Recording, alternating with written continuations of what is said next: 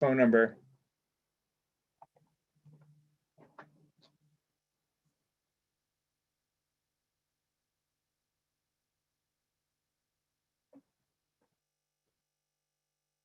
I'm not sure, sir.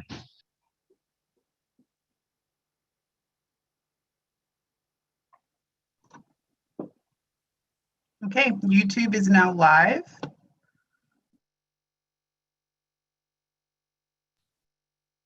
Okay, if we're ready then, it is my honor to call the April 19th special meeting of the Parks and Rec Commission to order.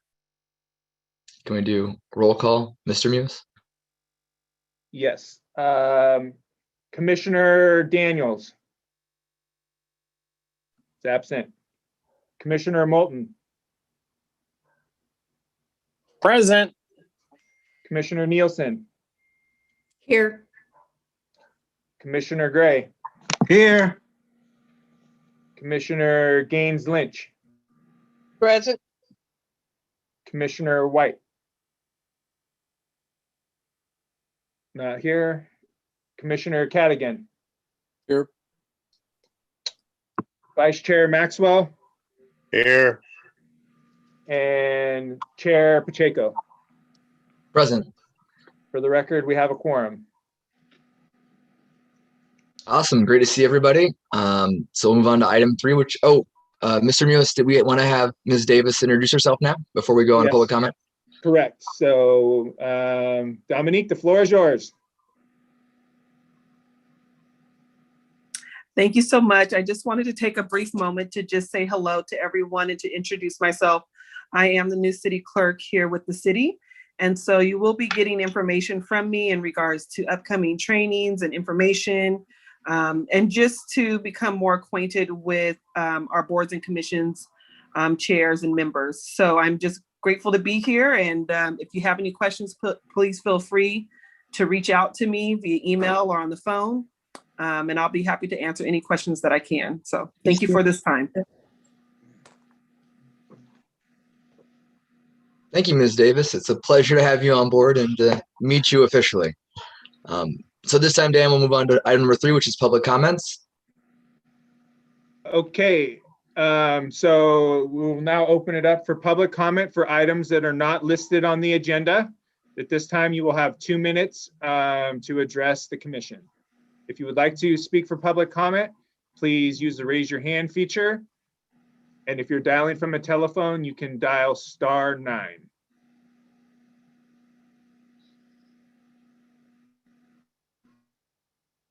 And just one reminder that this is for public comment for items that are not on the agenda. So if you are calling for that, if you are public comment on that item, we will have public comment during that item is presented. So Constance Constable, you can now unmute yourself and speak for 2 minutes. Okay, and I'm sorry, I didn't look up the agenda. So is pickleball on the agenda? Should I save my comments for Yes. later? Okay. Then I will wait. Thank you. All right.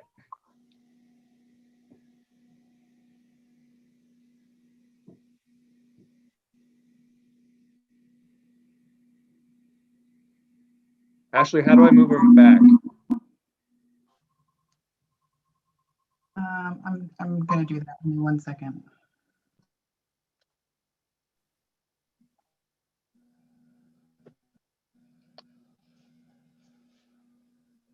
I'm not seeing any more public comment.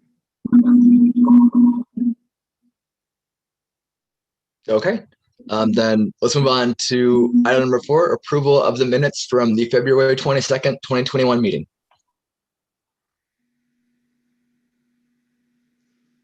Hopefully we've all had time to review it. Do we have any motions or corrections? I'd like to Commissioner make a Cadigan? motion- I'd like to make a motion that we accept the minutes as written. Second that. As seconded by Vice Chair Maxwell. And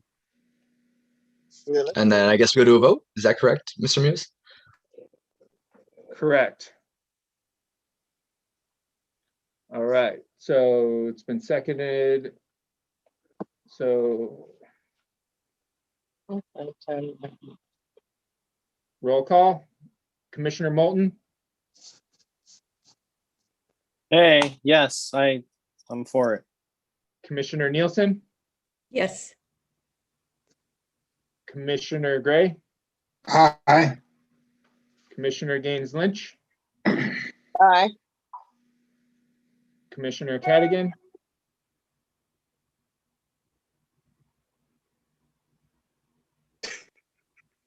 Commissioner Cadigan, yes. Man, I'll go see y'all on this. Commissioner Maxwell, Vice Chair Maxwell, Yes. and Chair Pacheco. Aye. Motion carries unanimously. Thank you, Mr. Mewis. Moving along. Remember, everybody, we are live, so if you're unmuted, your commentary will go to the public. Moving on to item number 4, review of agenda. Are there any items within the last 72 hours that a commissioner would like to put on the agenda at this time?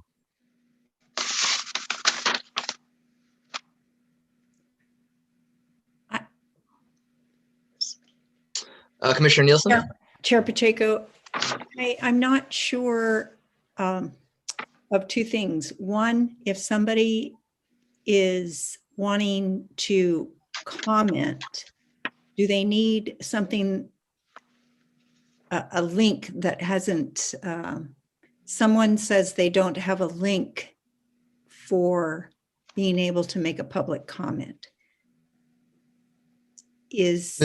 Ashley, can you answer that question? Do they have to have the Zoom, or is that listed on the agenda?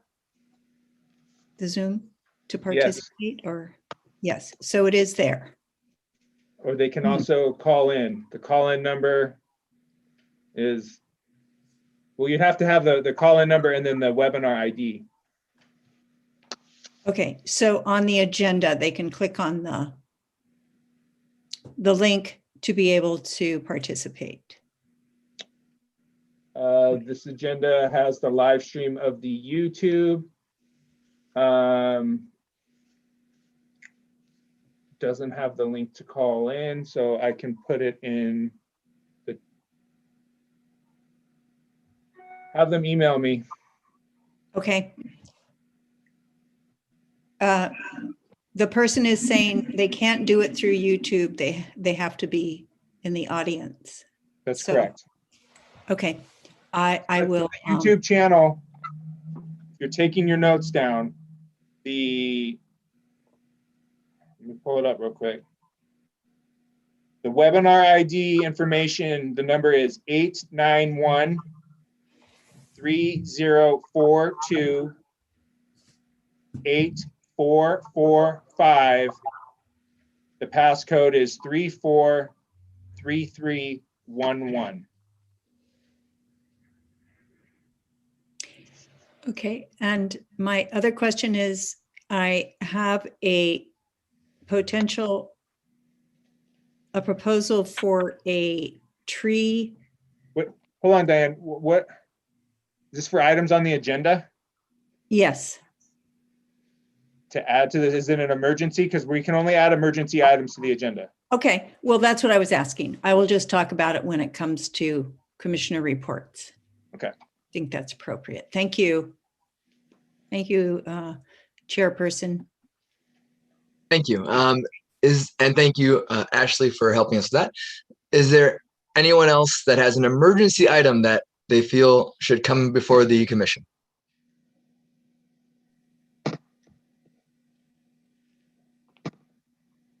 Well, that feels like the appropriate length of time to move on.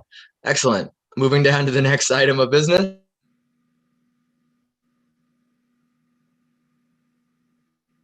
And again, Mr. Mewis, if I mess this up, by all means, please admonish me publicly. Our first business item is item number A, review and discuss the trial period for pickleball at the Wheeler Street Courts and make recommendations to City Council for future use.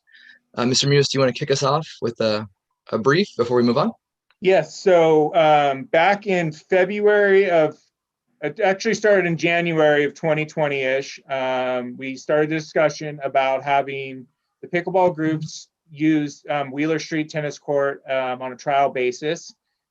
In the second meeting in February in 2020, City Council approved the recommendation to allow a 6-month trial period for pickleball at the Wheeler Street Tennis Courts.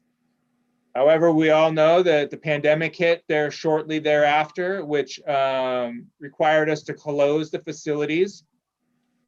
We were able to open the facilities in the late summer, and they continued, they kind of picked up where they left off. They were a little past the 6-month trial window, but here we are now. It's coming back to the commission for your discussion, so we can make future recommendations to the city council. But primarily, we wanted to get as much input from not only the pickleball users, but the tennis court users, as well as the residents in the neighboring area as well. So with that, it's up to the commission to kind of start the conversation, and we'll go from there. Awesome. Thank you, Mr. Mewis. Just so we can be refreshed, because I'm old and I forget things, can you give us just a real quick idea of what the schedule of their use was so we can move forward?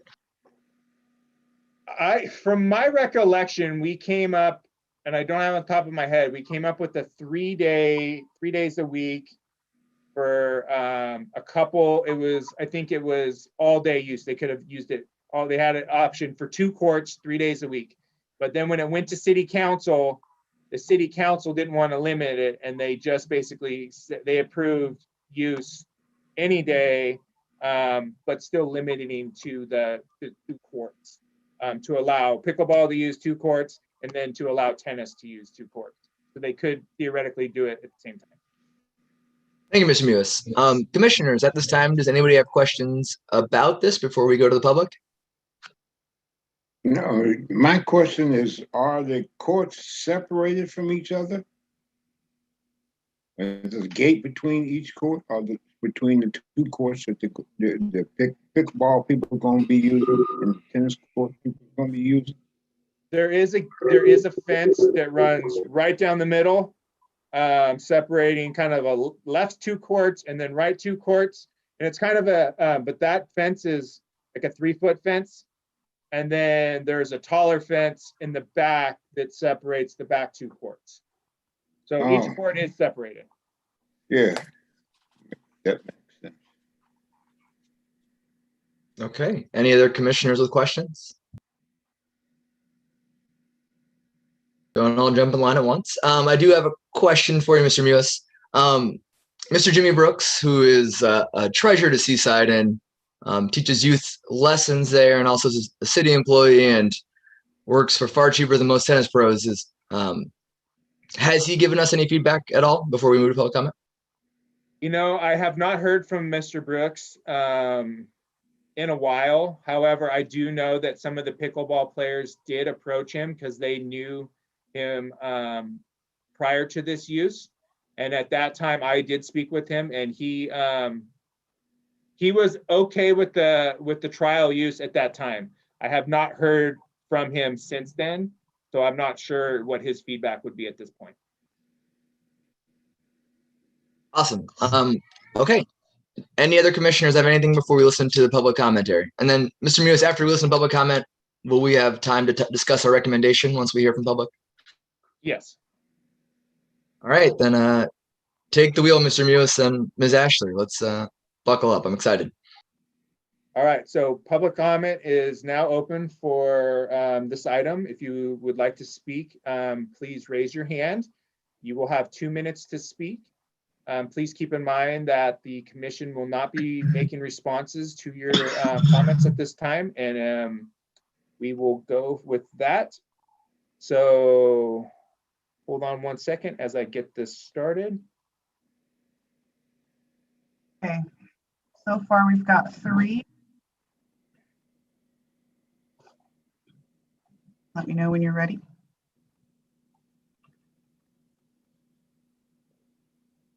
All right, go ahead, Ashley. Okay. Captain Caveman, you now have 2 minutes. Go ahead and unmute yourself. Thank you so much. Can you hear me clearly? Yes, we can. Fantastic. There's a bit of an echo on my end, but I'll try to ignore it. And that's just the name of my computer. So anyway.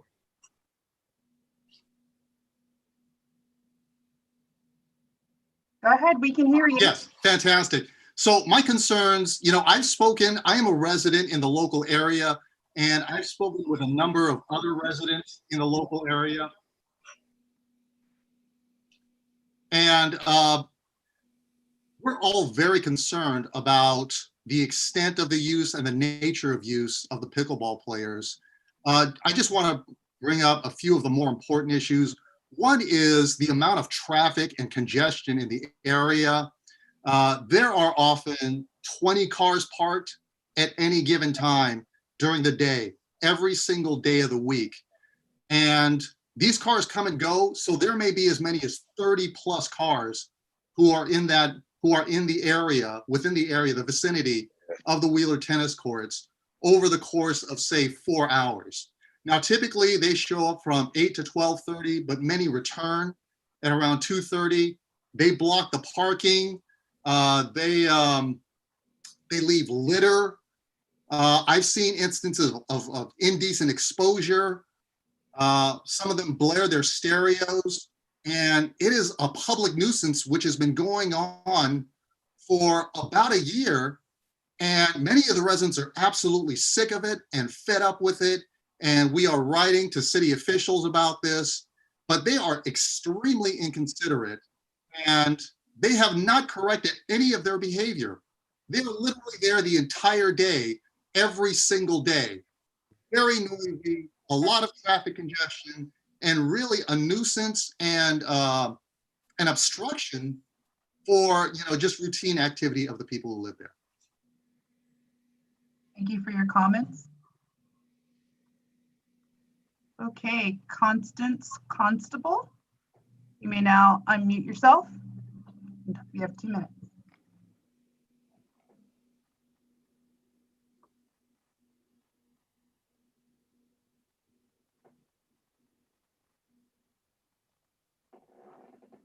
There we go. All right. Can you hear me? We can hear you. Great. So I am one of those pickleball players, and I am chagrined to hear that there is indecent exposure and blaring stereos. I know that I play in the morning, and there's 2 days a week where I do play in the afternoon when I can get there.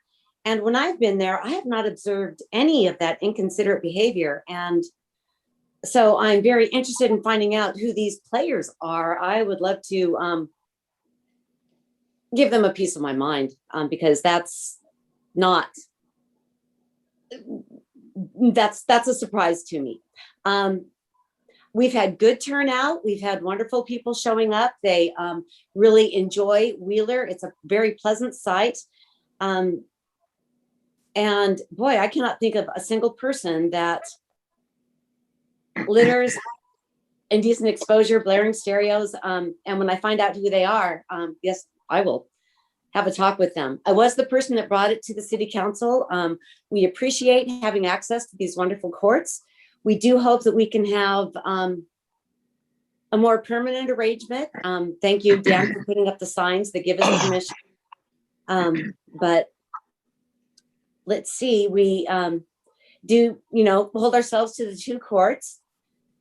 We have been in contact with Jimmy. He comes and does his lessons oftentimes when we are there. He hasn't brought any of this other behavior to our attention. And I hope he doesn't mind me saying we've even got him on the court. He is a force to be reckoned with, even though he's only picked up a paddleball racket a few times. We do appreciate you listening to us, and I do hope that we can continue to play on a more permanent basis. And thank you. Thank you for your comments. Matt and Alex.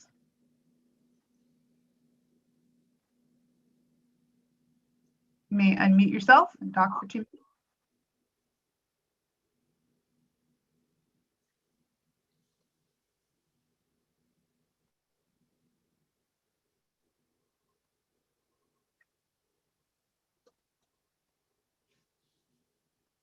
This is Constance again. I still have the signal of unmute or stay muted, so I wanted to.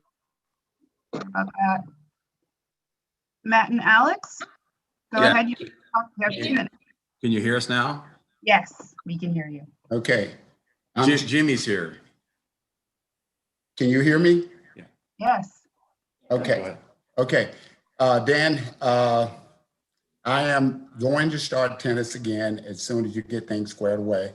As far as the pickleball, it was a question that you said 5 days a week, and it's not set up for 5 days a week. It's 3 days a week, if I'm not mistaken, Monday, Thursdays, and Sundays. And as far as the people, I think they some of the nicest people there is as far as pickleball, and they courteous. They may be here on a day I might be doing something with someone, and they're nice enough to say, hey, it's not a a pickleball day, because there'll be other players up there playing. As far as 3 days a week, I do not see a problem. They usually come in the mornings and they're gone by 12. So it doesn't matter what day they come, if it works that way. As far as, like I said, I know when I was there, if there was litter and stuff that's out there, I would even pick it up sometime, and I'm sure some of the other people will pick it up sometime. I think what happens in the situation is there'll be people that come there and they park and they eat there. And those are some of the people that's throwing the food, the papers and stuff out. And I've seen people come there and park and they throw it. I don't know if they throw it out, but when they leave, it's there. That's basically what I see what's going on. Like I said, the people are nice and they're courteous and everything. Yeah, But if it's, we live here right in the neighborhood too, and we haven't seen more than a few cars lined down on the street. And it is a public park, and there should be a place for people to park to come and actually play here. And I really haven't seen a lot of music or anything that's out of control. All I see is the people that actually do come up and eat their fast food and throw it on the street, and then they drive away. Then we go out there and pick it up. It's not pickleball people. All right, thank you for your comments. Thank you, Mr. Brooks. Brandon Benz 84. You may unmute yourself.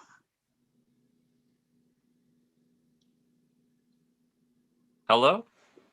Hi there, we can hear you. Oh, cool. Yeah, I play tennis there often. I play actually with Jimmy. He's given me great lessons as well. Over the year, I've seen the pickleball scene grow, and I've welcomed it because it just adds to this collective energy of tennis and pickleball and just being active and staying fit. So I've enjoyed having it at Wheeler.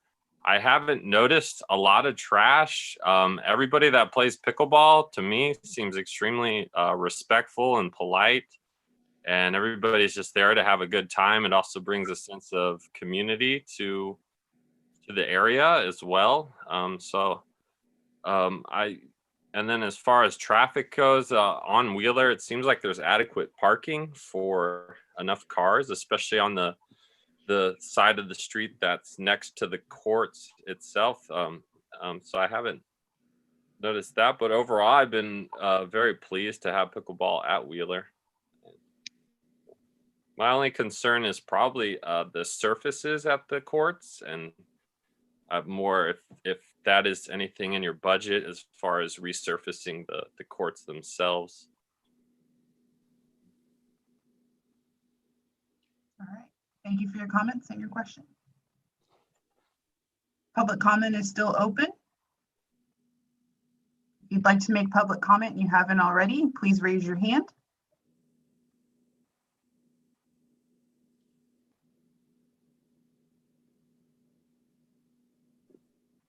Here we go. Judy Murata, I'm sorry, my apologies if I've pronounced your name wrong. You may unmute yourself.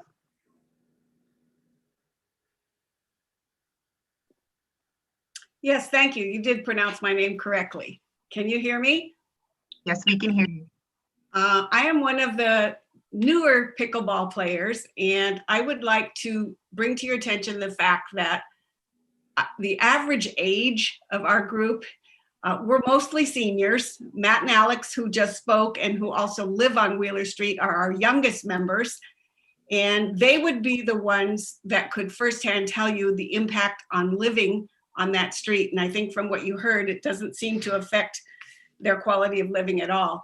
And I would just like to express to you that for us seniors to be able to learn a new game and get a little exercise has been a real joy. And we appreciate the courts. We appreciate Jimmy and all the tennis players. We all get along really great. And my experience is when I drive up and park, I don't see any of the pickleball players lingering in their cars. They immediately get out and go up to the courts, play a little bit and leave. There are a lot of younger folks that sometimes hang out in that neighborhood. And I wonder if the gentleman that was complaining about loud music and food trash, et cetera, is not referring to those folks. But most of us pickleball players are retired. We don't listen to loud music. We just go there to have some exercise and a little social time. So we just want to thank the city of Seaside for allowing us this time to play there, and hope that you allow us to continue to do that. And we will be good stewards of your neighborhood. And if we see trash, we'll definitely be picking it up. Thank you so much. Thank you for your comments.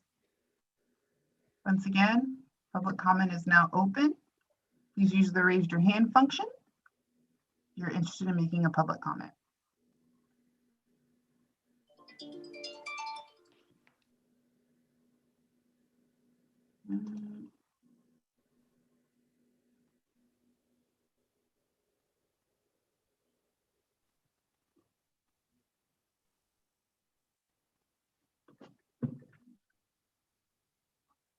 Okay, hold on one second. I see we have, okay, Steve, you may unmute yourself. You have 2 minutes.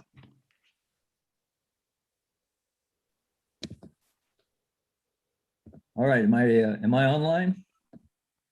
Yes, I can hear you. Great.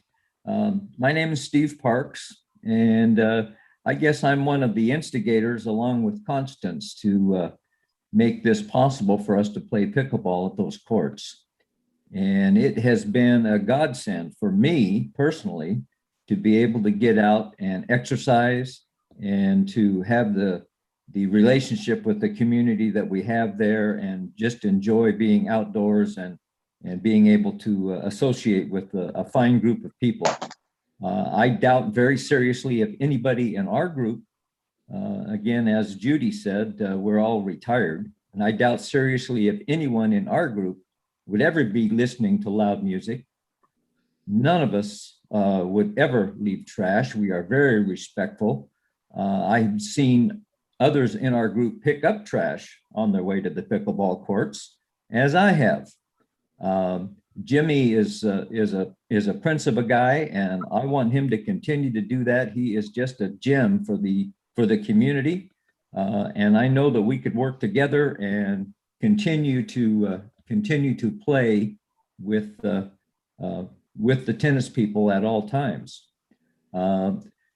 Just to refresh everybody's memory, the original days of the week were Wednesday, Friday, and Sunday. Those were the 3 days a week that we were given to play. However, we have gone out there every day when possible.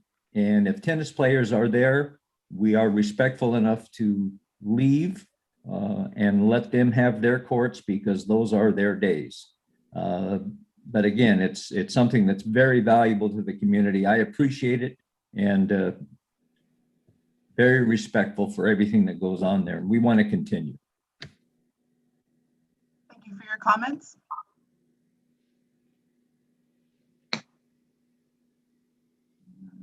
One second. Montez, you may unmute yourself and speak for 2 minutes. Can you hear us? Yes, I can hear you. Well, good afternoon. My name is Wendell Montes, and my wife Yolanda. First of all, I was just shocked with the comments that I'm still reeling from the negative stuff that was said. As has been mentioned, we are seniors, most of us. And, the city of Seaside has given us an opportunity to go there and to enjoy ourselves. And we want you to know that we truly appreciate it.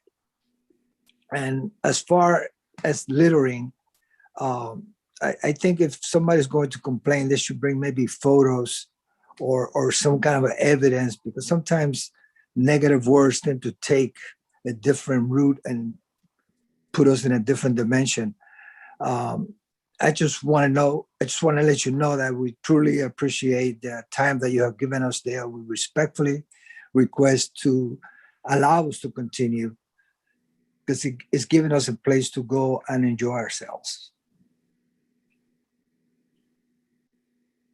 Thank you.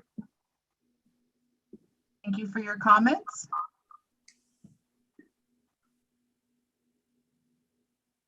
Okay. Sorry, bear with me, guys. We got a lot of hands raised, and I want to give everyone an opportunity. 1 second while I navigate this here.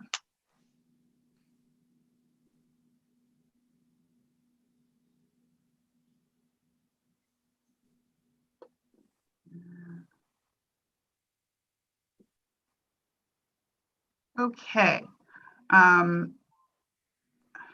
Let's see. Captain Caveman. Usually there's only, one opportunity for public comment. However, I recognize that it's hard if there's more than one person with you, and there's a different person that would like to make public comment. I'm gonna go ahead and unmute you. So if there's someone additional with you that would also like to make public comment, go ahead. You have 2 minutes. Yes, no, I'm the only person. Okay. Who would like to address the issue from my end, so. Okay, well, thank you. Thank you for your comments. Thank you. Okay, is there anyone else? Public comment is still open.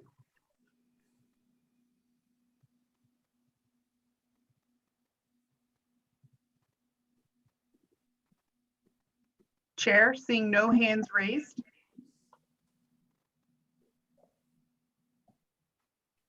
Okay, we will move back to our commissioners. So at this time, Hold on, Chair Pacheco, I do have. Oh, my I fault. have received 2 letters from the public that wanted to be read into the record, so I'm going to do that now. The first one was a handwritten letter that I received from a Miss Johnson who lives on Wheeler Street. Dear Parks and Rec Commission, please submit. She wanted this letter to be submit members for the April 19th meeting. I would first like to thank you for a city department friendly giving this neighborhood the consideration to have a say on what the city makes and deal with no choice prior because there's no choices prior. He has lived here for 24 years. In 2008, the city put this park here and said, deal with it. That was the mayor's office. Since then, there has been too many issues to explain. You have turned this quiet place into a mess, letting a small group ruin our peace. The city has let people turn it into a dog park. It was easier than enforcing the no dog allowed code. This park was a bad planned mess, and we deal with that fact every day. Build your rec center elsewhere, like Fort Ord. We are not an extension to your rec center. You open this park 7 days a week, 365 days a year. When do we get to enjoy days without people constantly being around? I don't thank you for making my house less desirable to some because of your park. The park needs to remain tennis only. Build courts in your own neighborhood. It is disgusting what they attract and how the people behave.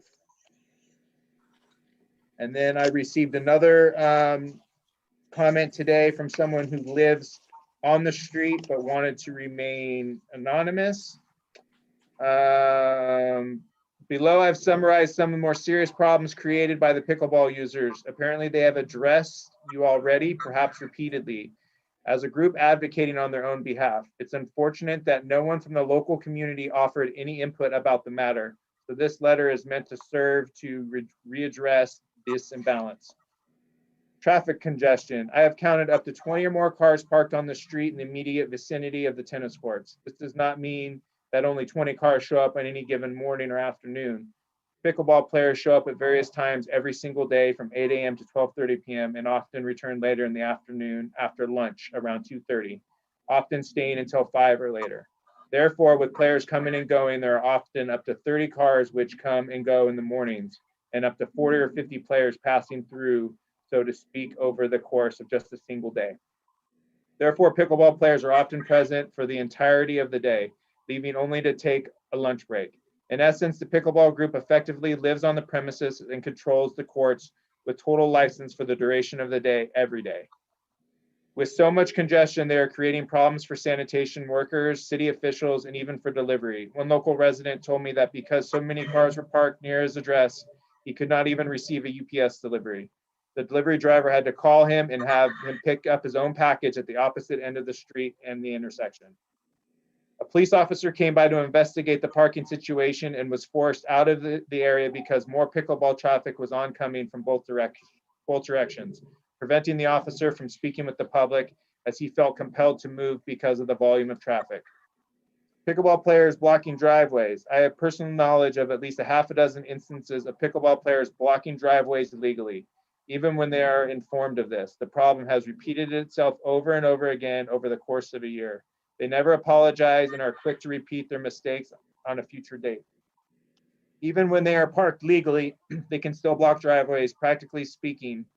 This is because the street in the area is exceptionally narrow and yet parking is allowed on both sides of the street. The solid block of cars parked on the opposite side of the driveway and narrow street, it becomes impossible to pull out, necessitating police intervention. It forces residents to park their cars on the streets instead of their garage if they wish to come and go freely as a result of the pickleball players' inconsiderate behavior. The noise that their activities generate is also a nuisance. These players frequently yell as they play for hours at a time. The sound of the paddle or the racket striking the ball is also quite loud, creating a distinct pinging sound over and over repeatedly at all hours of the day. I can hear these players and the sound of their equipment very clearly from a distance of at least 300 feet away. As soon as I even crack a window or door for ventilation in order to step outside, this occurs every single day, every morning, and most afternoons as well. The noise from 20 to 40 cars slamming their doors and trunks open and closed as they come and go is another unnecessary nuisance. I work from home and keep some windows open for ventilation, and the distraction of car stereos blasting, prolonged conversations in the street, and car doors slamming as they come and go becomes draining over the course of time. As noted, several of the players blast their stereos driving in the neighborhood, and some simply sit for an extended period of time in their cars with their stereos playing at high volume before walking to the courts. I have grown tired of pickleball players throwing out water bottles, sports drink bottles, napkins, food containers, and other items as they come and go. I have witnessed several individuals engage in littering firsthand as they have no regard whatsoever for public sanitation.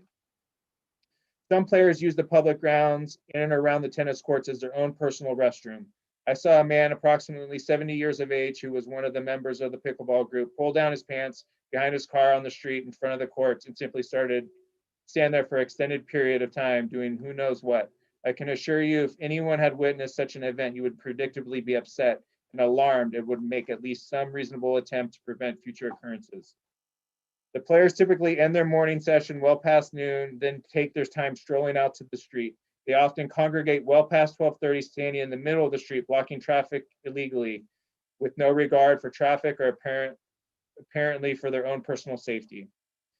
I have spoken to several locals who are impacted who had no knowledge or never received a letter regarding this evening's Zoom meeting. Without this information, the city cannot receive adequate feedback about how residents are impacted, typically or rather always negatively by pickleball players. Most of pickleball players are particularly age group, which affords them far more leisure time than other demographic groups. They have ample time to contact the city and county officials, attending meetings during weekdays, and otherwise organize around hobbies in a way that other age groups are not able to. This will give public officials a distorted view of the importance of concerns, while likewise leaving officials literally oblivious, as you have expressed, as to the concerns and problems they generate for those who are occupied with school and our work on a full-time basis. Even though this letters in question was posted, there are so many notices posted, and since signs are taken down and replaced periodically, the information is confusing, contradictory, and therefore likely to be ignored. I have read reports that pickleball players frequently and routinely generate complaints wherever they go in the county. These include the various problems noted above. As the pickleball players create more animosity, they find it convenient to pick up and leave to different courts, generating more complaints in a process which continues indefinitely. Somehow the pickleball players can never figure out that their disruptive behavior is the problem and never make any measures to correct them, instead constantly remaining on the alert to maintain as large a number of available courts at the ready as they are kicked off one or other facilities. As you noted, there are only supposed to be 2 accessing courts at a time. However, they had occupied 3 or 4 courts as of this morning.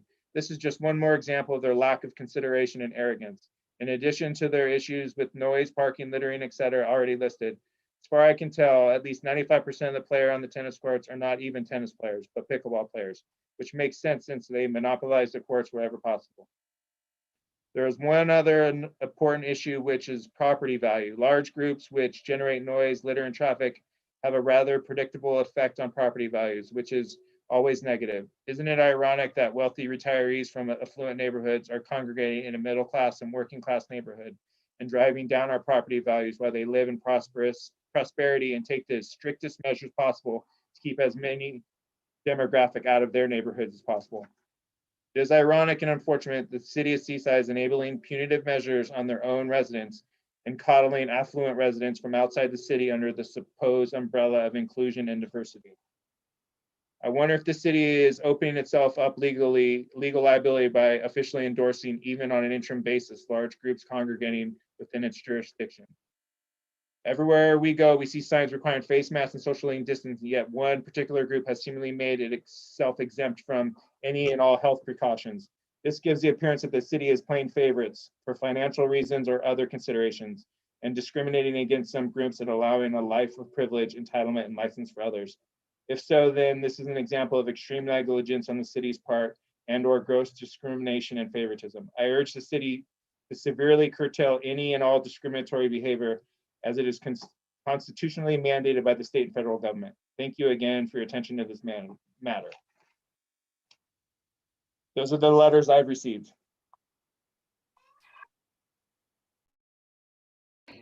Okay, thank you for reading those concerns to us. Let's go back to our commissioners for input and questions, and let's arrive at an idea of some sort.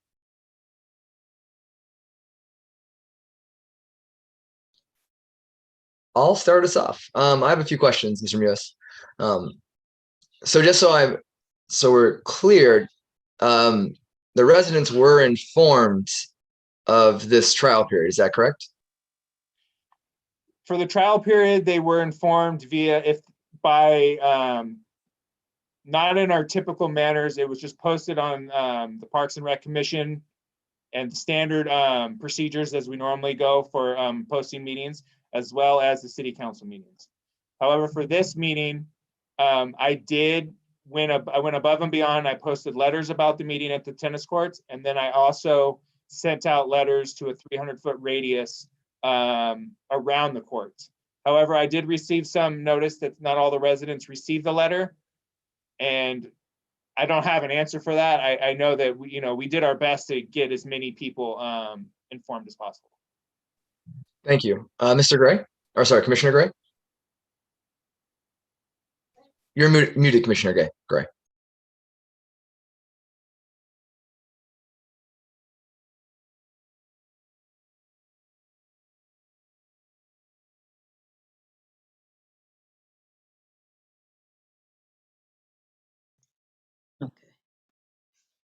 I have a few friends, couple of friends that live right over in that area, and I have no complaints from them about nothing over there. They live right there close to the park itself.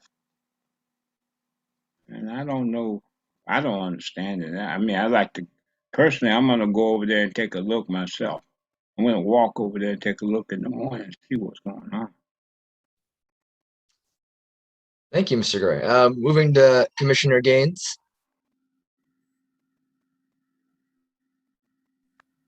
Yeah, it saddens me to hear that there is such a complaint with this group simply because they are our seasoned group of people, and that there's barely any recreation for anyone to do. So to hear them getting out and exercising their minds and bodies is a wonderful thing. My mother suffers from Alzheimer's, so I can understand them wanting to exercise. But in the same token, if they are littering, if they are the ones littering, then maybe there could be some kind of contract drawn up between the pickleball players and the city of Seaside, that if you are seen littering, then you will be asked to leave the pickleball court, as well as the residents. If you do see someone littering, maybe you can write down the license plates so that the city will have a leg to stand on if they would have to ask the pickleball people to leave. I just really they're there Wednesday, Friday, and Sunday, the original days that they were supposed to be there.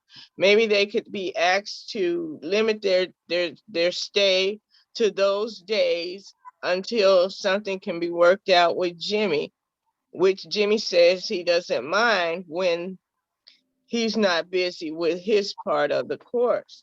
So I think there needs to be something more written up between the pickleball people and the city to have a mutual understanding of the neatness and the sound that needs to happen. No, no loud music and all these other things. And then when other people who are visiting, eating their lunch or dinner or just taking their break, there needs to be signage saying, please pick up your trash. Put your trash in the trash bin or containers or whatever. So I'm sure there's something that can be worked out. We need more recreation for the elderly and people of my age. So I wouldn't like to see it leave, but more control of their behavior if they are the ones that are creating the mess and the sound. Thank you. Thank you, Ms. Gaines Lynch. Any other commissioners with questions? I have a question, Mr. Mewis. So obviously we heard some pretty impassioned pleas in both directions. Prior to today, do we have any knowledge of a litany of complaints or any sort of documenting of complaints? The people I spoke to today, I let them know that I wish I would have heard more about this, because I have not received any complaints through our department. And I spoke with the staff that answers the phone, and they haven't received anything either. But once the letter came out that was sent out, that's when some of the calls were coming in, and they really wanted just more of the information about the meeting so they could be present, talk about it. Excellent, thank you. So on Ms. Gaines Lynch suggestion, I have a question about that. So Dan, correct me if I'm wrong, the range of our ability is probably posting guidelines. Is that correct? Or, I mean, what's our ability of enforcement as a commission? Well, as a commission, I don't believe the commission has any ability to enforce anything. It would fall on the recreation department to do that. Obviously during COVID, we were kind of short-staffed and definitely didn't have the capacity to do that. However, we do have 2 new positions where they are park ambassadors. Generally they've been going out. They primarily hang out at Catino Park and making sure, because that's a really high-use park, making sure that everyone's following the guidelines there. It does appear now that I'm going to have to make sure that they include Wheeler on their rounds to just go and, more of just educating the public on, the guidelines and making sure that they're following everything there. So definitely we'll be including that at that aspect. So that's kind of where we are with the enforcement issue. Thank you. And then, Mr. And that Muse, would- just so, oh, I'm sorry. I was just going to say that would be only for the guidelines. If it comes to any of the other code violations, the littering, the parking, and things like that, that's not something that the rec department can handle. Yeah, that's a legal issue. So just so the public is aware, and so we're all kind of like Schoolhouse of Rock. I just aged myself. Where we talk about the path of the bill to the thing. So we make a recommendation here, and then can you just let the public know what the next steps are so they have an idea? Yeah, so from here, depending on which area the commissioner would like to go, if they want to recommend another trial period, they want to recommend full use or whatever, that would next go to city council. And then from there, then the city council would then either adopt the recommendation or provide staff direction on which way to move forward in that way. Thank you. Thank you. Ms. Commissioner Nielsen. Thank you. One of the questions I have is from some of the behavior that some people have, the bad behavior, has that ever been reported to the police, like littering or parking in the wrong spot or noise pollution or that sort of thing? Do we know that there's been anybody who's actually complained to the police department regarding that? It's my understanding that the letter I got today that the police have been called about the parking, but my understanding is that nothing was done. So the parking, they're The not parking issue. illegally parking. The and- illegal parking, yes. Oh, it is illegal parking. Well, but- and I forgot to show when I was reading that letter, I'm going to share my screen real quick, just so a picture was sent of a parking issue where it blocked a driveway. So just hold on 1 second.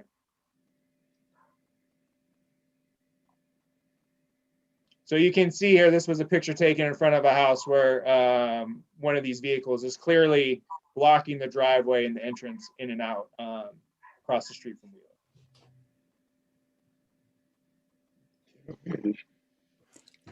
And in that case, that wasn't something that was reported, or they decided not to give them a ticket, or? As far as what the police department did, I don't have any answers to that, but it's my understanding that it was reported. Do you have anything else, Commissioner Nielsen? I don't think so. Not right now. Thank you. Does anyone else have any questions for Mr. Mewis or suggestions or commentary? Okay.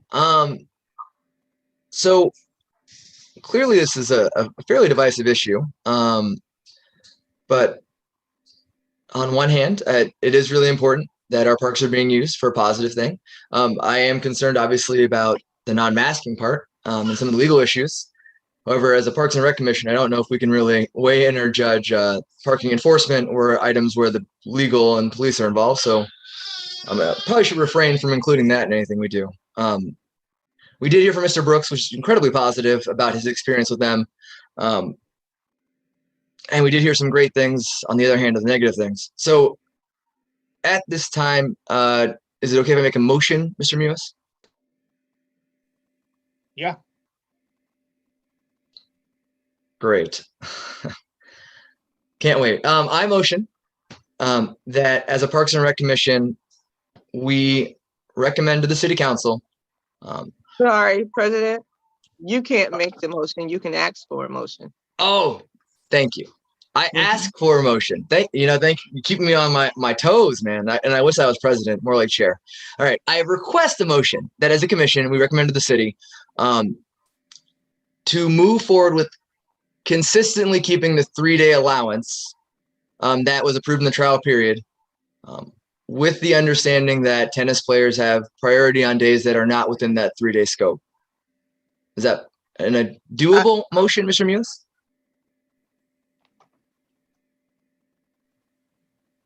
You can't make the motion. You made a request, so someone else would have to motion. I'd like to make the motion. I second that motion. Ms. Gaines, Commissioner Gaines, can you please reiterate the motion for the record?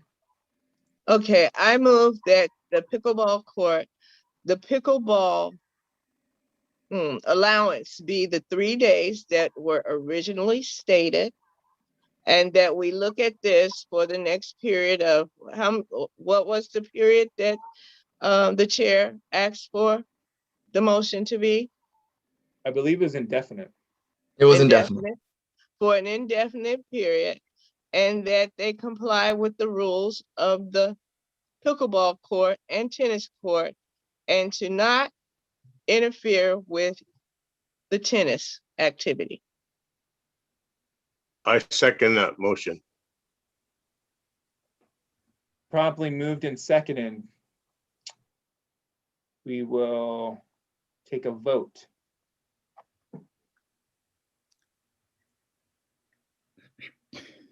All right, Commissioner Moulton. Really quick, is there any way I can make a different motion? I'm not sure how that works, but I'm just checking before I vote. Well, we have a motion and a second. Okay, then I vote no. Hold on 1 second, and maybe I see that the city attorney is on the line, and she may be able to answer that question because I don't know offhand.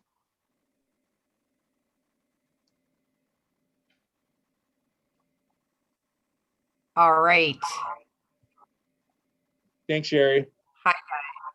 Good evening. And yes, technically you could make either a friendly amendment to the maker of the motion, or you could make a substitute motion, meaning you would state the whatever motion you want, but you would need to have a second for a substitute motion, or you can ask if the maker of the motion would accept an amendment.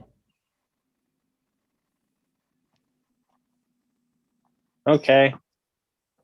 Commissioner Gaines Lynch, I would like to friendly ask you if you would consider putting keeping it provisional for another year and revisiting this, keeping everything the same except not making it indefinite, but putting another year or so to see how things go.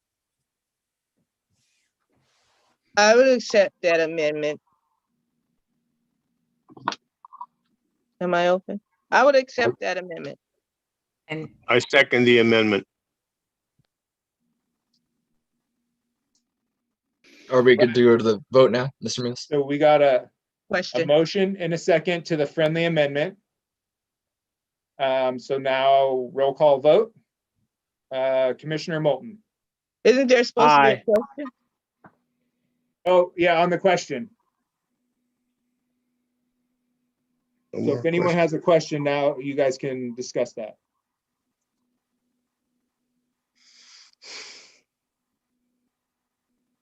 Not seeing any. So for the vote, Commissioner Moulton, Aye. Commissioner Nielsen, Aye. Commissioner Gray, Aye. Commissioner Gaines Lynch,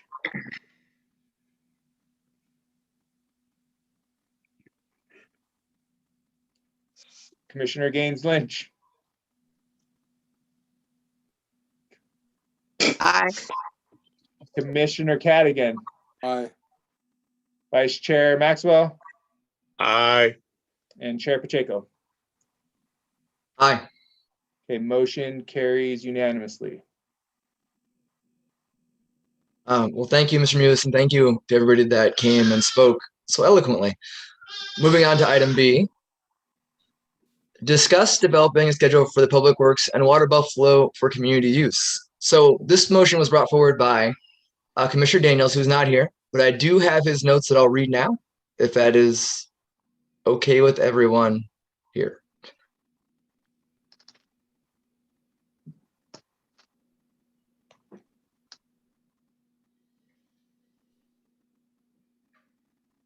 Okay, we all seem agreeable or at least relatively polite, so I'll move forward.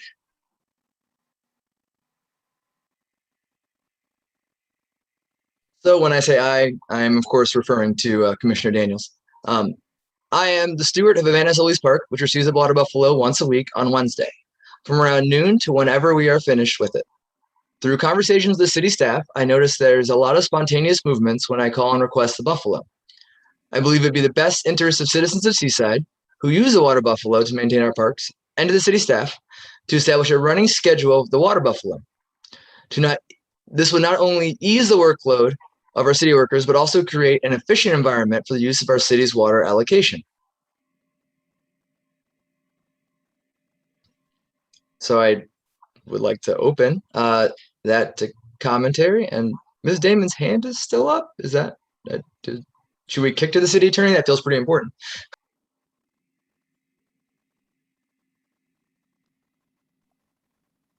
It may not have been taken down. She was just intimidating us. That's cool. All right. Any commissioners that would like to comment on this buffalo issue before?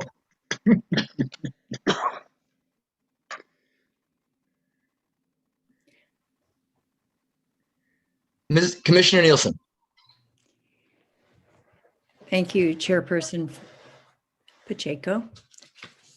I think it's really important to be able to get the water buffalo when expected and be on a regular schedule.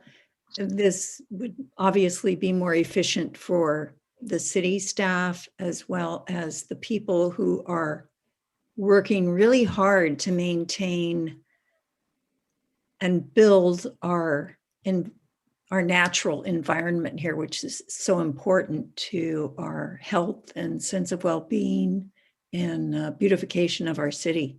So I really think it would be a great idea to have a set schedule and try to get as many parks that have stewards and people that are interested in them, as many of the tools as they can have to care for their community parks. It's, we have, so that's it. That's my comment. Thank you, Commissioner Nielsen. So, Mr. Mewis, do we first kick it to public? Do we entertain public comment now before we continue with our questions, or? Yes, we can open it to public comment.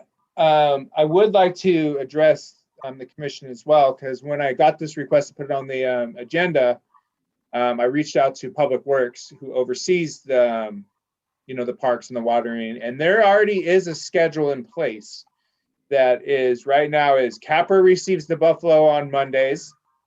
Manzanita Stewart gets it on Tuesdays.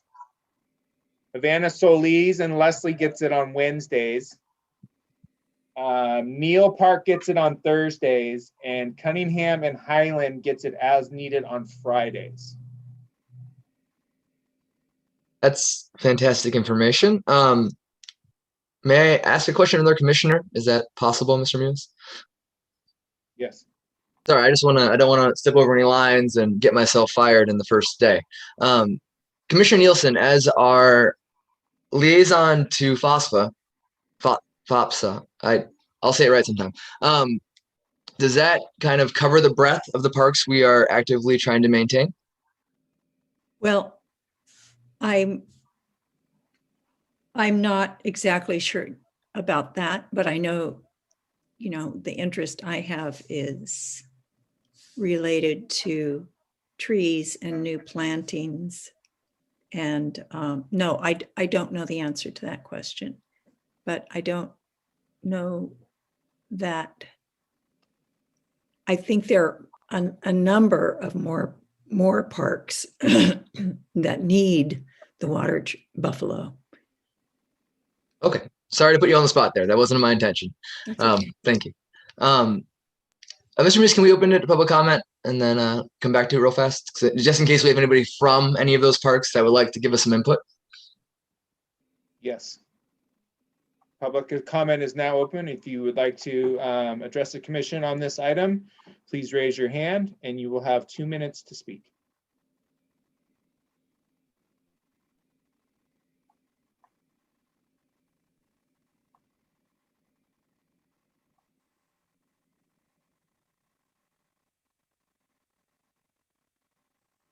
Okay, Rivera, go ahead and unmute yourself.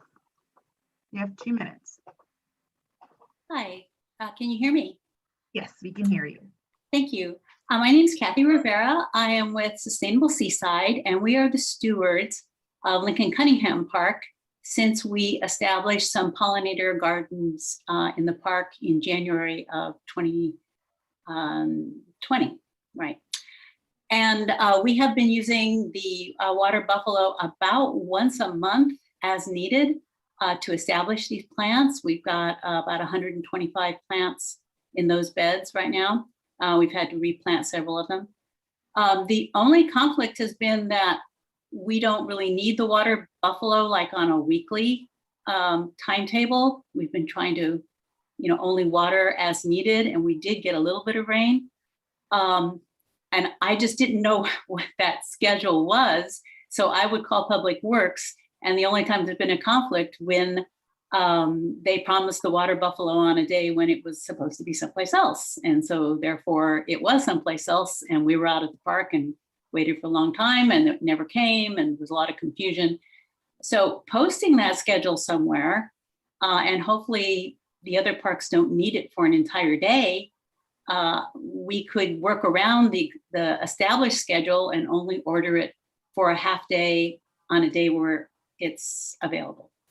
I think that would be very helpful. So maybe posting it on Public Works page someplace, or email to all the stewards of the various parks.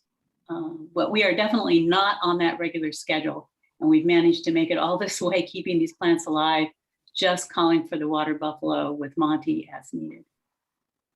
Thank you. Comments? Okay, we have one more, looks like.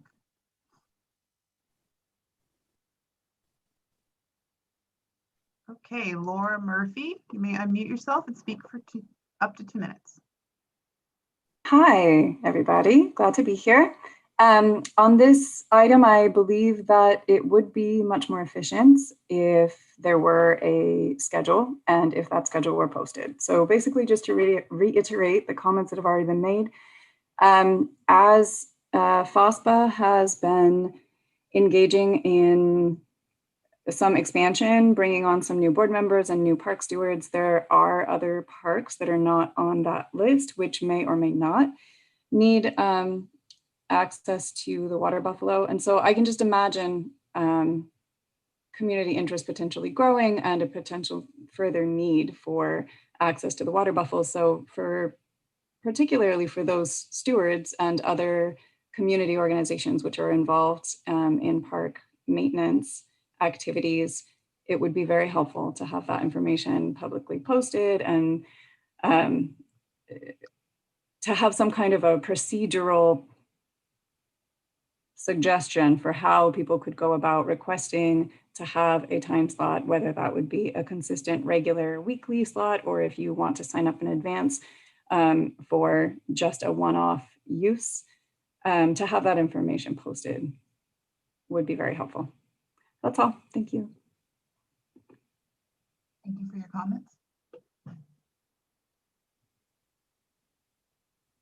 Okay, public comment is now open. Seeing no hands raised. Okay. Bring it back to the commission. Awesome. May I ask a feasibility question, Mr. Muse? Yeah.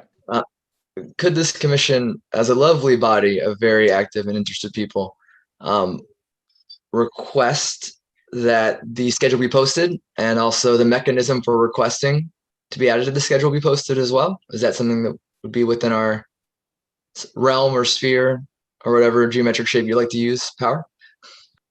I don't see a problem with that. Scott, I see Scott from Public Works on the call. He may have a little bit more information about this. The one area I think that may be a challenge is the staffing and the moving of the buffalo on a daily basis. I don't know how often it can, be moved. So, Scott, do you have any answers to that? I don't, but you're right to point it out. It's really something maybe offline to coordinate with Monty and Dave, their availability of staff to be available. I'm really not familiar with their schedule. So. Thanks, Scott. But I definitely, if once we get an established schedule, I don't see any problem with being able to post it on the website, as well as the procedure if we establish that on how to request it. Okay. Well, at this time, I guess if we have any questions or if any commissioners want to make some very informed motions, that'd be great.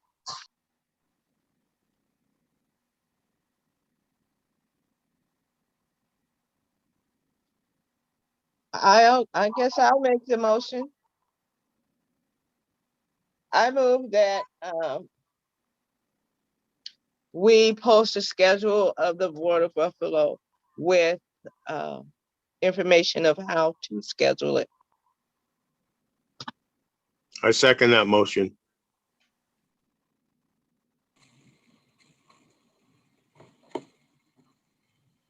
All in favor?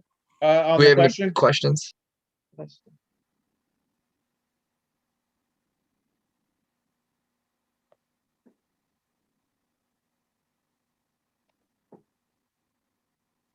Hearing none, we'll go to the vote.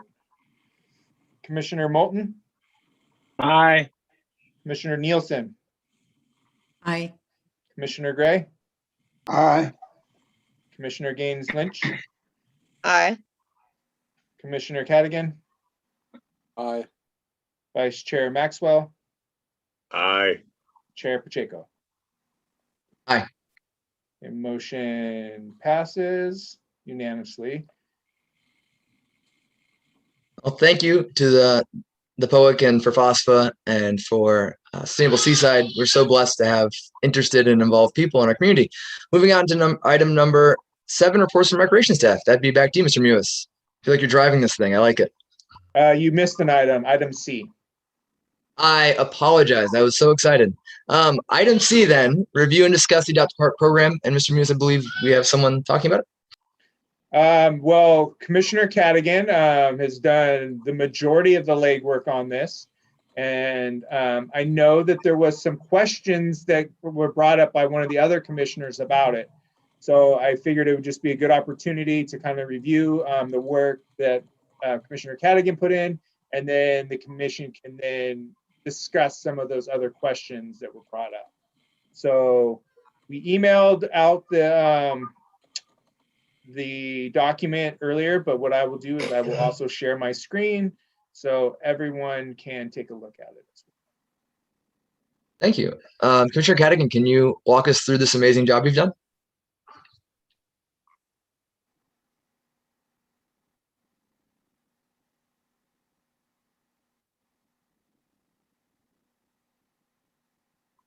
Commissioner Cadigan?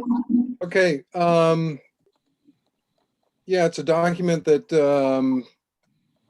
that we talked about, gosh, I don't know, seems like a long time ago now, getting some sort of program in the works to allow people to adopt our parks and maintain it. So this basically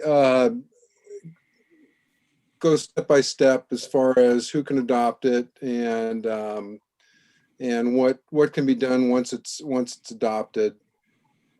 Talks about guidelines that the city has. Now, realize that this has gone to the city attorney, I believe, in regards to hold harmless and things like that.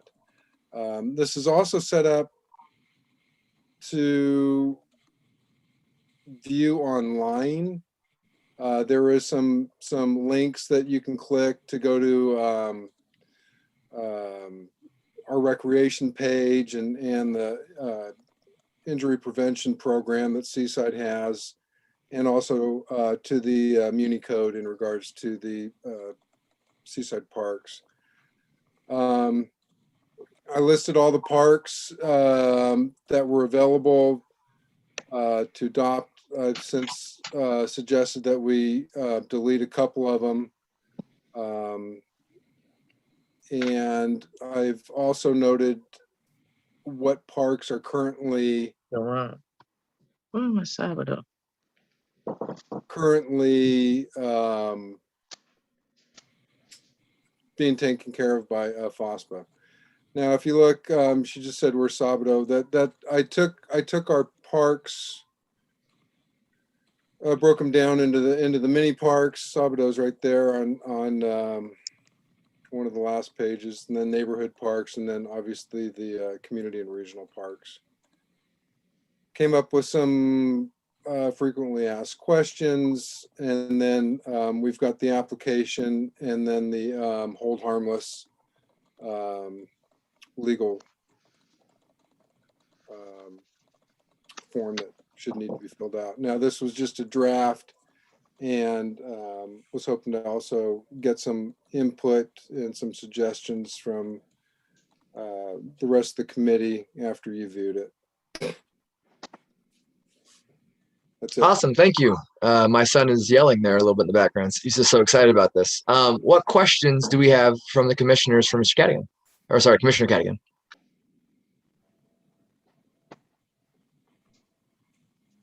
Or suggestions, as he said. Well, Commissioner Nielsen? yes. Thank you, Chairperson. I just received this like right before the meeting, so I really wouldn't feel like we could ask a lot of questions at this point unless this was sent out earlier, but I've never seen this until now. So I would like to review it with some time before I have any comments. Commissioner Cadigan? Given that, I think it probably be best to let everyone digest this document, and we can get back to it next meeting. My apologies on that. I thought that it got sent out with the agenda, and I forgot to include it. So that was on me, and I'm sorry about that. And I was going to bring it up at the next meeting or in May. However, there was some questions, I believe, I can't remember which commissioner asked about charging a fee. And I wanted to make sure that that kind of got discussed through the commission and whether or not that is something that we wanted to include in this process. Commissioner Moulton. Yes, thank you. So Commissioner Cadigan did a super good job. It's very polished. I love it. The only thing I had was, it was mentioned in the previous meeting that we could look at the city of Santa Cruz as kind of a guideline, just to, compare and contrast. And the first thing I noticed, well, actually the first thing I was like, when I go to the SPCA and adopt something that costs money, and then I looked at theirs and it also costs money. So my whole thing was, this would be a great way for businesses to infuse some cash into the city that we could then, use to improve those very parks that they've just adopted, as well as have them as, there to do cleanups and stuff like that. So I was just throwing out the idea that there be an adoption fee the same way, like when you go to the SPCA, there's an adoption fee. And in the city of Santa Cruz, they put up a sign to recognize the adopter, such and such business, and the cost of the sign is defrayed by the adoption fee, but it's only a small portion. So that was just my thought. Commissioner Cadden again, do you want to kind of guide us a little bit just on the fee structure and how you got there? I didn't have a fee structure. Okay. Well, thank you, Mr. Commissioner Moulton. Sorry, I'm working on this whole proper word thing. Well, I think your idea is great, Commissioner Cadden. Dan, when is our next meeting? Our next regular scheduled meeting is May. We actually have our quarterly meeting on May 17th. Thank you. Well, it sounds like we could possibly go to Commissioner Cadigan. You know, talking about fees, personally, I would hate to discourage anybody because of cost. I'd like to see schools adopt a park and stuff like that. However, I think that somehow if we could throw it in there, encourage donations in kind of a sponsorship, maybe similar to like you see highway medians sponsored and highways and things like that. So I like what Chris is saying, and if we could get someone to maybe sponsor a park and then, you know, allow, you know, one of the schools to do the legwork and things like that, and not make it obviously mandatory, but encourage it in a form of donation. That sounds like a fantastic idea. Commissioner Cadigan, as this is your project, would you foresee that as an additional checkbox where it would be park sponsorship and then with a donation piece? Yeah, we could do that. I could throw that in, and maybe if Chris will, you know, let me come up with something and I'll talk to Chris about it and see if that works. But like I said, I'm thinking of just a donation thing, you know, and maybe a separate form that's attached to this document to do something like that. Well, excellent. Thank you for the suggestions. And again, thank you, Commissioner Cadigan, for all the excellent work you've done on this. So at this time, I think we can entertain any motions to push this on to the next agenda and have time to review it, and also review any changes you and Commissioner Moulton come to. Does that sound good to you, Commissioner Cadigan? Sounds good to me. I motion that we put this, give it time to be reviewed until our next meeting, and then we can discuss it at that time. I second that motion. All right, let's go to the vote on the question. Seeing none. All right. Commissioner Moulton. Aye. Commissioner Nielsen. Aye. Commissioner Gray. Aye. Commissioner Gaines Lynch. Aye. Commissioner Cadigan. Aye. Vice Chair Maxwell. Aye. Chair Pacheco. Aye.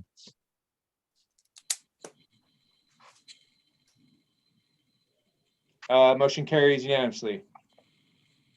Awesome. Thank you, Mr. Mewis. Again, thank you, Commissioner Cadigan, for all your work. I'm sorry I tried to hopscotch over your item. That was just my ignorance, not any sort of deliberation. Mr. Mewis, to you for item number 7, reports from recreation staff. All right. So we are getting ready to ramp up our operations here a little bit. As many of you are probably aware, we've kind of started moving through the tiers, through the blueprint of a safer economy with the governor, and we are now in the orange tier with potentially going into yellow tier here soon. That means we can definitely open up more programs and activities. So we have recently started swim lessons, which was new for us to start. Last week, we brought back lap swim, and we are looking at bringing back after school program and preschool, hopefully in May, if not June, really depends on staffing. We are getting ready to release a smaller summer activity guide with programs and everything that we will be offering in the months of June, July, and August. And then we'll release another one for fall programs. We decided to go that route because the guidelines are constantly changing, and we didn't want to have to make a bunch of updates to our activity guide. So we were kind of just moving fluid here, trying to get through this, and hopefully, the governor said that he wants the state to be open fully by June 15th. If that's the case, we are definitely gonna see where we are and see how much we can get back to normal. I know I'm getting a lot of requests to rent the buildings and things of that nature. We are still keeping the buildings closed for the time being to the public, but we'll offer some of these programs internally as best we can. So things are definitely looking up in the right direction. We have also been getting an abundance of special event requests from outside organizations. So I've been working with the county to really get more information on how we can work with these organizers to have these events, because right now there's really no guidelines for festivals and such right now. They're really more for events, lives that have assigned seating and things of that nature. We're still not to an area where we can gather in large groups. So hopefully by August, it seems like that's when Car Week comes. It's when a lot of our events start to happen. That's where we're kind of going from there. But we are having, we are looking forward and excited to get staff back to work, get the kids in programs, and kind of get back to where we used to be. The one challenge we are having is definitely the hiring and the staffing, and we are seeing that definitely in the pool. So we are working to get more lifeguards so we can open up more classes. Thank you, Mr. Munoz. Do we have any questions from commissioners, Mr. Munoz, on his report?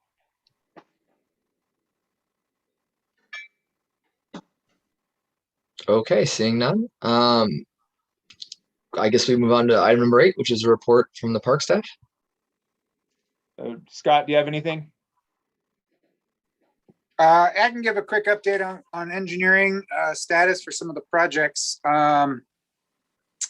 So we are heavily into our budget development and looking forward to some of the projects that everyone else is looking forward to. Ellis Park, we are looking for a summertime timeframe to be out to bid for construction. The Laguna Grande Park, I'm sorry, I jumped around here. Laguna Grande, we're also looking at a late summer schedule to be out to bid. We're currently around between 30 and 60%. We're giving comments on plans, design plans now. And again, a late summer type of timeframe to be out to bid. We're also working on Catino Park, the parking lot, bleachers, playground, pump track. That project is going to take a little bit more time to go through. We've received our proposal for design. I don't have a construction time frame. We'll move that along judiciously. And then the last one is Highland Otis. We're looking at a summer time frame to put that out to bid. Plans are at 100%. So that one, I would imagine right up there is one of the first ones, hopefully, to get out to bid. So that's what we're currently working on in terms of some of the larger capital projects.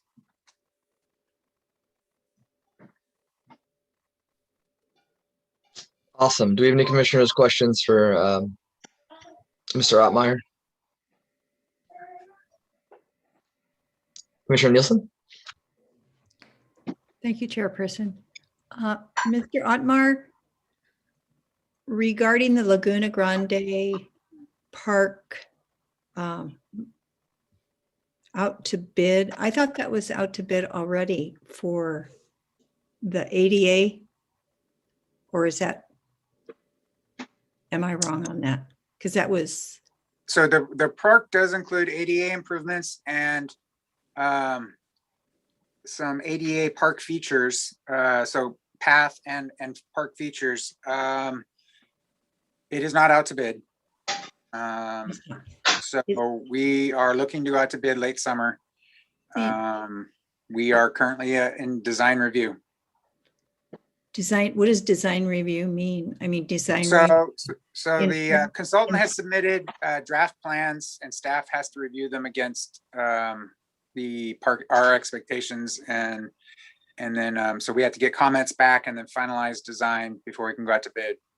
And right now that's looking like a late summer timeframe to be out to bid to construct. So we are in design. The consultants selected and on board and doing work. But we are not out to bid for construction. And I'm sorry, I wasn't at the last update, so I'm not, maybe there was some confusion about which consultant we were getting on board. But anyway, that is where we're at. It was just that I thought that it was funded and approved like over a year ago or so. And I was just curious as to what. I am aware that we have budget and funding, so right now our schedule is to be out to bid in late summer. And do you think that means that anything will be finished by the end of the year, or is that something you really can't? Depending on the lead time for the equipment and availability of contractors, my experience would be by the end of the year, likely. Yes. The calendar year. That'd be so great. It'll be 2 years then.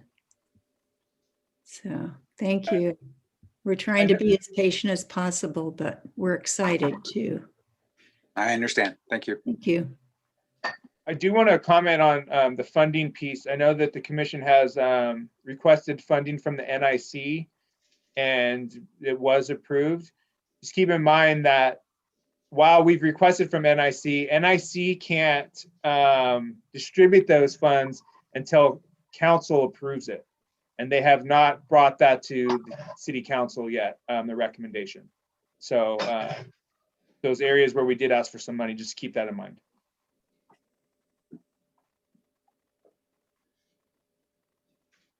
Great. Let's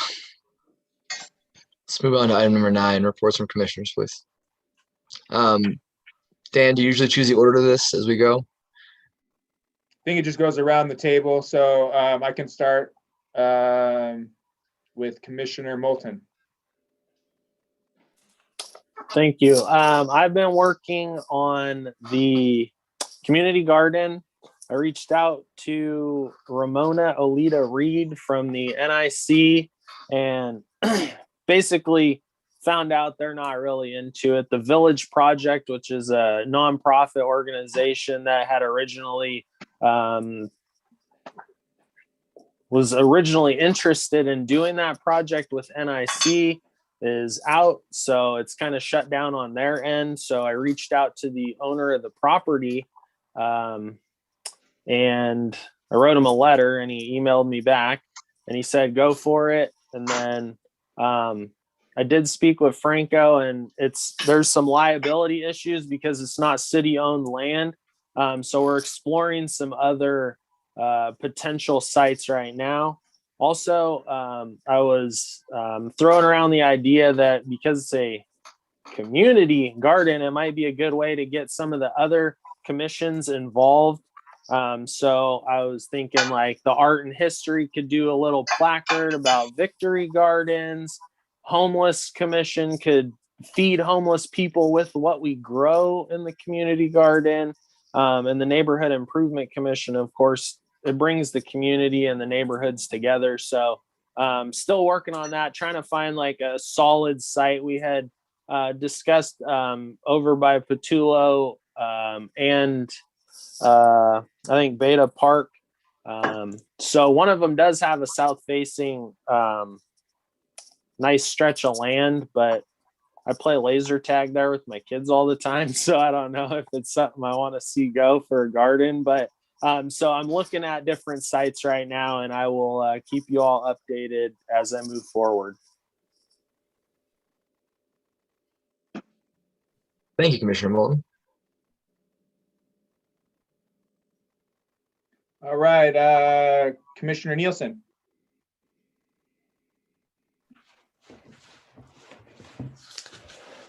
Let's see.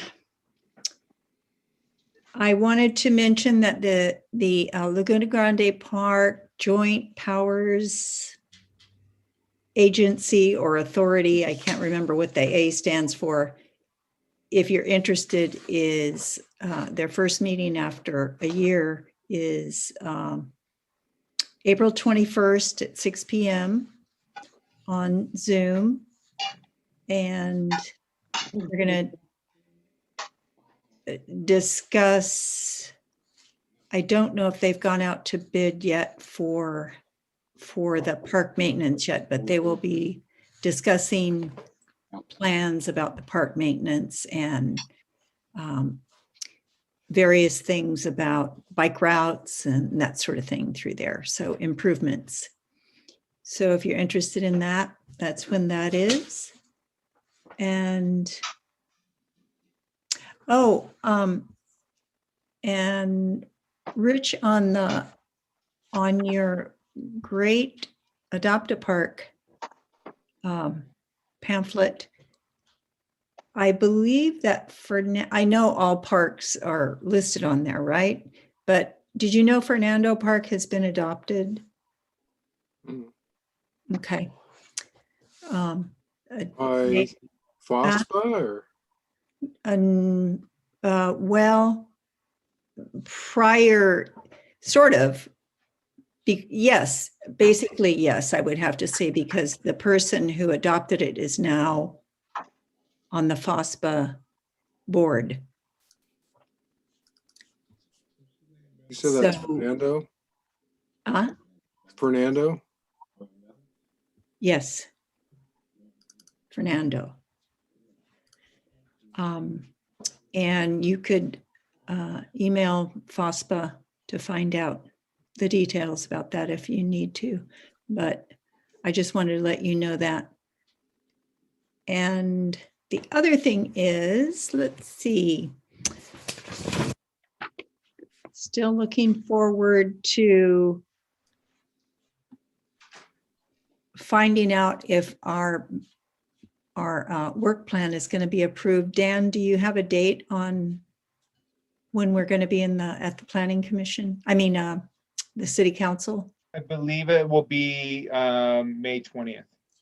May 20th. Okay. And also, I was working with the Environmental Committee, and Laura Murphy and Beth Rocha, and they started a tree survey, which hasn't been sent out, but they created a City of Seaside tree survey, and they wanted us to review it to see what we thought of it and if it might be something we would be interested in collaborating with them with. And I can share it in via email, or do I send it to you, Dan, and you put it in the minutes? I don't want to read the survey, but basically they created a survey to help promote or find out the interest of the community in having more trees in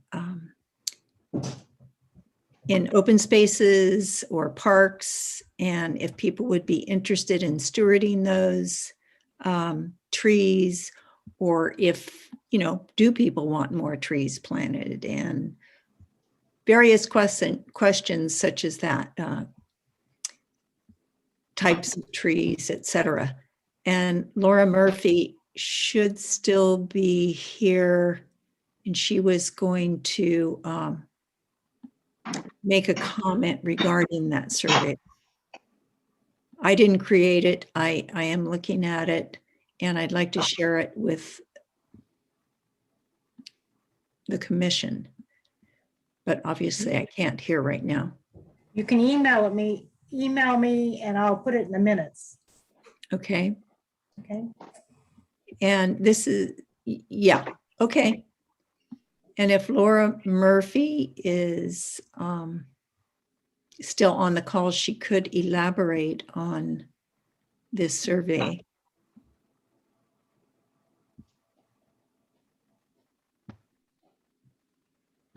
That would be out of order, but the chair, if you would like to allow it, you can. Okay, I'll allow it for a quick update.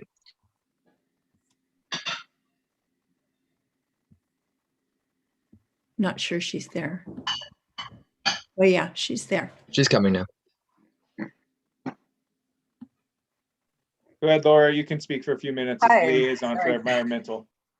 I was kicked out and rejoined. So, hi, I understand procedurally this isn't appropriate time to really have a discussion. So just to say, I'm still here listening and would be open to having this conversation once the rest of the commission is able to review the survey that's been sent. I think that would be the more appropriate time. So thank you for your consideration on that, and we'll be seeing you again soon.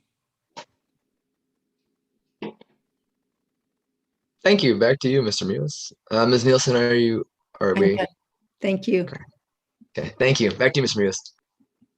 All right. Just one thing on what Commissioner Nielsen said about the Laguna Grande JPA. I just want to let everyone know that I have been assigned as the new liaison to fill in for Assistant City Manager Milton when she left. So I will be city's liaison for the JPA. All right, moving on to Commissioner Gray. Well, Ellis Park was one of my really proud projects that I was proud to work with you guys with, because Ellis, Reverend Ellis, is the pastor of my church, where I've been going there since 1967. So I've helped him build the downstairs of it. So I'm really proud of that and what you guys are doing for that person, representing him. And I'm proud of what we're doing. That's it. Thank you, Commissioner Gray. Commissioner Gaines Lynch. Hey, I really don't have too much to report. I know I asked to be assigned with Commissioner White to the Homeless Coalition, but actually I haven't found out the information to connect with that group. So I plan on calling Terry and getting that information.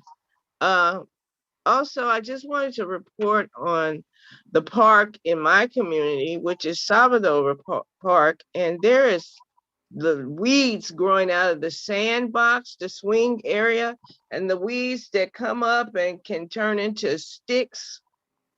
And it's a lot of them. And when getting dry, and they could turn into harmful sticks to harm the children. And I think I've said before, we have more children in this neighborhood now. And I think that needs to have some attention. That's it for me. Thanks, Commissioner Gaines Lynch. We will report that to Public Works. Commissioner Cadigan. No, I have nothing other than I'll work on that donation information and get it to Chris and see where we go from there. Thank you, Commissioner Cadigan. Vice Chair Maxwell. I really have nothing to report, but it is good to hear that the JPA, which is the Joint Powers Authority, is back and meeting together, because that's so important. And so important that we have representation from our city as well. So good luck with that, Dan. Thank you. Thanks, Vice Chair Maxwell and Chair Pacheco. Thank you, Mr. Muas. First, I definitely want to thank all the commissioners for your infinite patience as we kind of power through all this. I've been very blessed the last 3 weeks to get to work with FOSFA and some parks, and I just want to publicly just admire the sheer amount of commitment and effort they put in. I could barely move after Saturday, so I can only imagine, and I'm much younger than the average person, so we're very blessed to have that in our community. On my work plan projects, fortunately, one of Dan's excellent employees, Molly Fitro, is helping me with our project for not drown proofing, but a public swim safety day, and kind of partnering with different options and things like that. So I look forward to bringing that to you in May, a little more information, but it is still happening, which is excellent. That pathway above by Joe and Jim Moore, our plea to have it I'm forgetting the technical term, so I'm not that smart. Reclassified, that's not the right term, but you know what I'm saying. Thank you, rezoned, has gone out. So hopefully a very courageous city council member will approach it during the general plan and get us going in the right direction on that. And this last thing, I hope you guys indulge me. And this is really a question or a plea, I suppose, to Mr. Muas and Mr. Ottmeyer. So I moved back to Seaside 2.5 years ago. Super excited to be back in the community. Chose to come back here despite that cost of living. I've always loved Parks and Rec. I grew up in the Parks and Rec department. In fact, if you're in Oldenmar Center right now, Mr. Muas, I'm fairly certain I spent a lot of time in that office with my dad when he was there, and I remember sleeping on that floor. It's probably the same carpet, but I'm not concerned. I'm desperate, I suppose, to find a way how we can help you and Mr. Ottmeyer get our projects more forward. I mean, it's been 2.5 years when I heard about the swing before I moved back to Seaside. We're now 2.5 years later. It's great. It might be going to bid the summer, but how can we help you? Do we need to chain ourselves to fences? Can we go to city council meetings and make sure your department's getting the attention it needs? Just something has to happen, because and it's so wonderful to talk to Mr. Gray and hear about his project, Mr. Ellis, and to hear from Mr. Maxwell, who's part of PAL, and Ms. Nielsen, who is so dedicated to our parks, and Mr. Moulton, who wants to do these community gardens. These are so fantastic ideas, and we are so, and Mr. Cadigan, I just keep skipping you, I'm sorry, and the Adopted Park program. These are so important.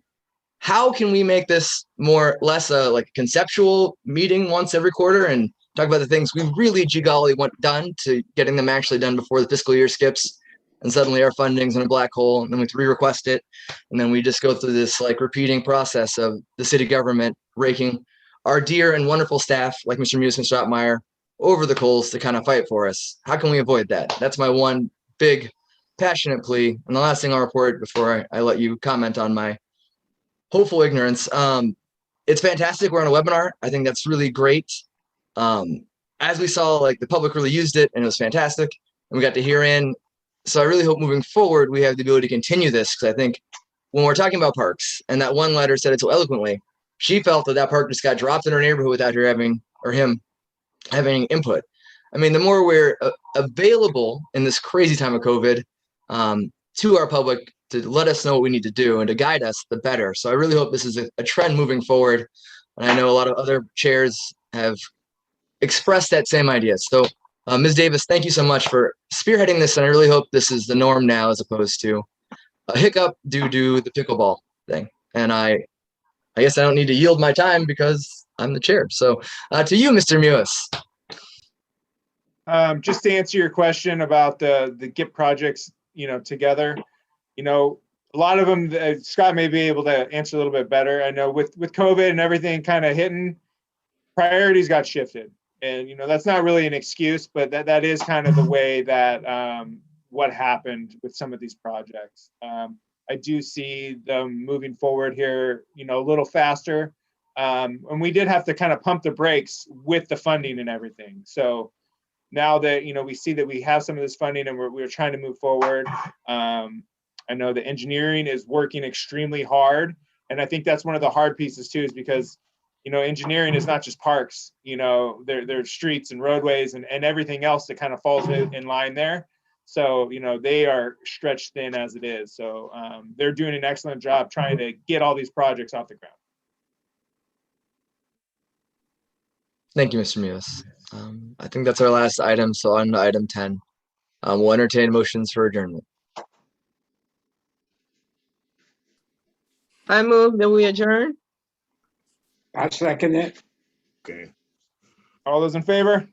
Aye. Aye. Aye. Aye. All right.